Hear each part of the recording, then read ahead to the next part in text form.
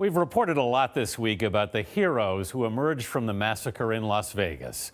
They came in all shapes, sizes, and species. Here's Carter Evans.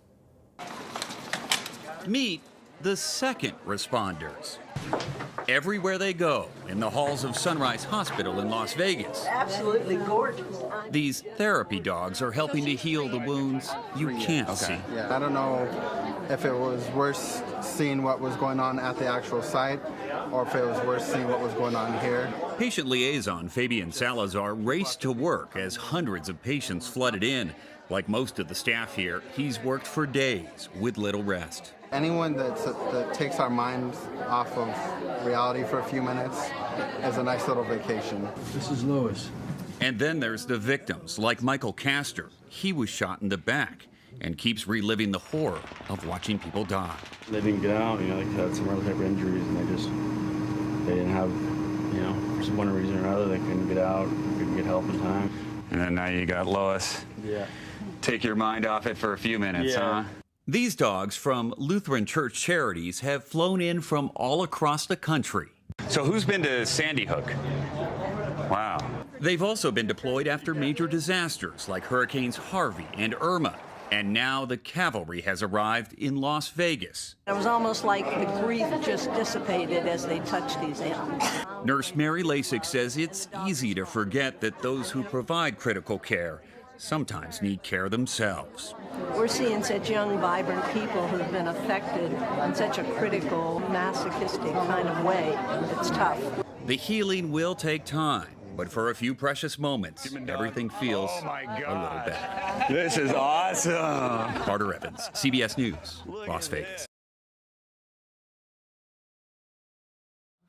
Hi, my name is Alicia Horanchuk, and I'm the current president for Comfort Caring Canines. As the president, it's my responsibility to not only help keep the organization running, but to help aid in building membership and bringing awareness not only to pet therapy, but the fact that Comfort Caring Canines is a local organization available to people in the area.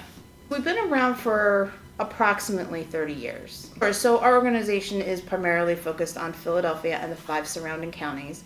We do have members in New Jersey and Delaware.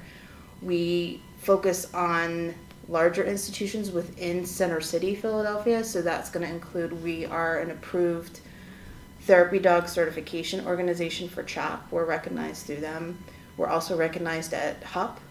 And we recently received some information that we'll be partnering with Temple as they start to launch their own therapy dog organization or program.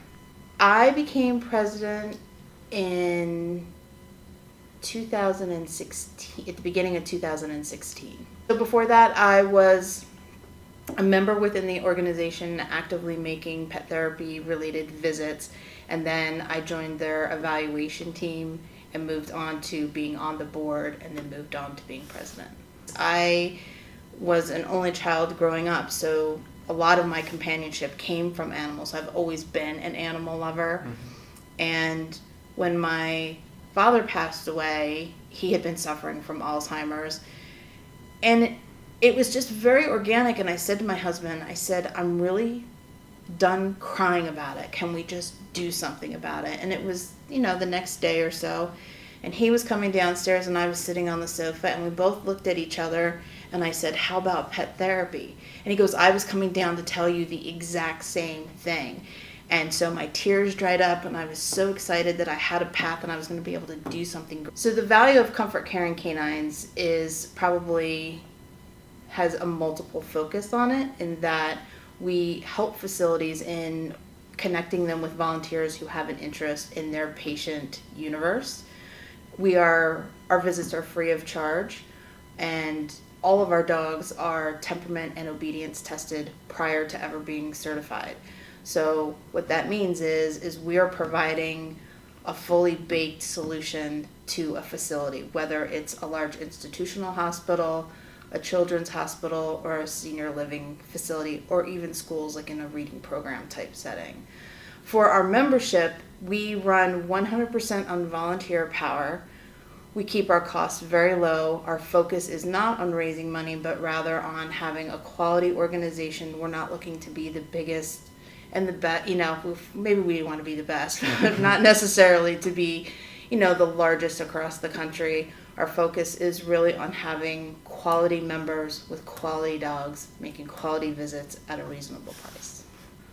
One of the requirements is first that the dog needs to be at least a year old. So that's the first hurdle. The second hurdle is the dog needs to have attended a 6 or 8 week basic obedience class. And they need to have been able to master basic obedience skills. So whether they're able to do that during that 6 or 8 weeks, or if they need additional time, it really depends on the handler and the dog. We recently had quite an inflow of visitors that actually passed our certification test. So we have gone from just under 100 members to close to 185 or 190 members over the last 12 or 14 months. So unlike other animals, and we can use a cat for example, I think they're very engaging with humans. I think there's something that they just touch us in a way that nothing else can. And I think that they add a layer of, I hate to say it, but medicine that modern medicine can't provide. They leave us just feeling good. And I don't know that we can always put our finger exactly on why that is. But they do. They're happy to see us. So in turn, it makes us happy.